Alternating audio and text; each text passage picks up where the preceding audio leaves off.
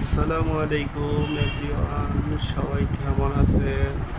এই যে কত সুন্দর একটি রাস্তা, এই যে চলে আসলাম ব্রাহ্মণবাড়িয়া টু চম্পকনগরের যে নতুন একটা রাস্তা, এই রাস্তাটা দিয়ে চলে যাচ্ছি চম্পকনগর থেকে ব্রাহ্মণবাড়িয়া।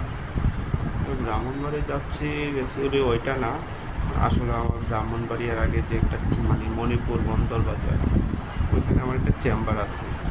ওই চেম্বারে যাওয়ার পথে এই সুন্দর পরিবেশটা বা সুন্দর ওয়েদারটা আপনাদের দেখাতে চাচ্ছি।